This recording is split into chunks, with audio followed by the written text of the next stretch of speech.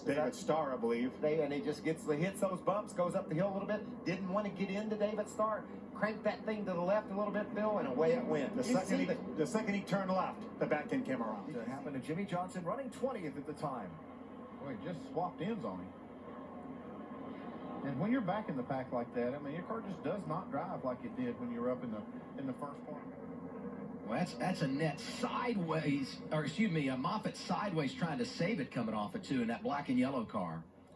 Brandon Brown there, he had no place to go. He was just a victim of circumstance right there. Yeah, and those ones always catch you off guard when you get hit in the right rear. You think everything's fine, you don't see it, it's kind of in your blind spot, and next thing you know, you're spinning. It's going to be a pretty hard night, guys.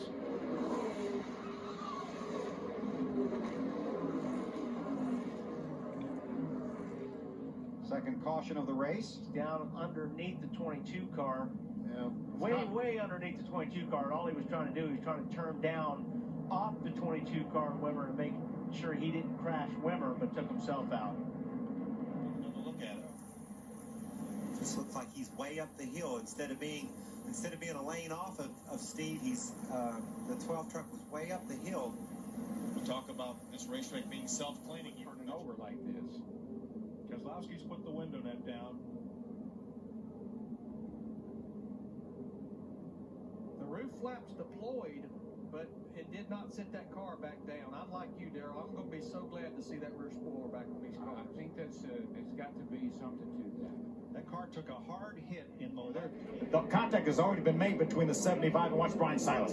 Bam! Right into the right side of the 23. Fire will then start underneath that 99 after this accident here. That's insult to injury there. You're already in the inside wall and getting Jeff was talking about. Watch his number 16, and it's Jeff Green in the 66. Same thing happened with the 66 and the 8 a little bit ago. This time he got the biff. And look at Kevin Harvick, the 29, just barely threaded the needle, buddy, right through there. But it looks like he might have been tagged by a car, Jared. There was a pack of cars running together, and then it gets backwards, and you see the spoiler sticking up there. The air gets under it and lifts the back end up, and then it just starts rolling over in the grassed area on the backstretch here at the Michigan International Speedway. Fortunately, it does not get over into that guardrail, but that's a pretty serious-looking crash. It lands. See Bill just drives down the corner, runs in the back of Eric Darnell. That corner is so difficult to negotiate because we talked about it earlier. You drive in this corner.